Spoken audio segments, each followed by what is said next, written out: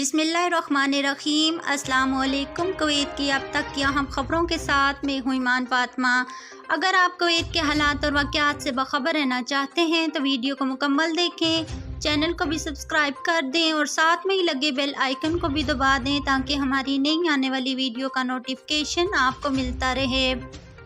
बढ़ते हैं खबरों की जानिब और शामिल करते हैं आज की पहली खबर।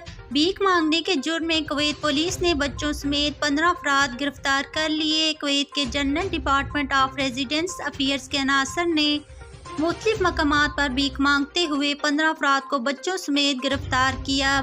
तफसीलात के मुताबिक वजारत दाखिला के general department of residence and security media ने कहा है कि वजारत के under secretary lieutenant general Anwar Al-Barjas की हदायत की बुनियाद पर अकामती अमूर के जनरल डिपार्टमेंट के सिक्योरिटी मुहिम के नतीजे में कवानीन की खिलाफ वर्जी करने वालों को गिरफ्तार करने और कानून के वक़ार को बरकरार रखते हुए भीख मांगने के जुर्म में अर्दान, शाम और श्रीलंका की कौमतों से ताल्लुक़ रखने वाले 15 अफराद को गिरफ्तार किया गया, जिनमें बच्चे भी थे। इंतज़ामिया इस बात की तस्दीक करती है कि गिरफ्तार अफराद के खिलाफ तमाम कानूनी इक़दामात उठाए गए हैं। इनके खिलाफ नाबालिग बच्चों की देखभाल में कोताही का मुकदमा दर्ज करके इन्हें मजाज हकाम के पास भेज दिया गया है और इनके कफीलों को तलब करके इनके खिलाफ कानूनी कार्रवाई की गई है।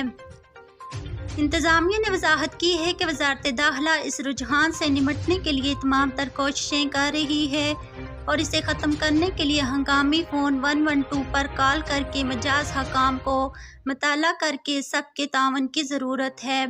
अब तक के लिए इतना ही। मज़ीद खबरों के लिए देखते रहिए कुवैत न्यूज़ सेंटर। मुझे दीजिए इजाज़त और रखिएगा अपने प्यारों का ख्याल। अल्लाह हाफिज़।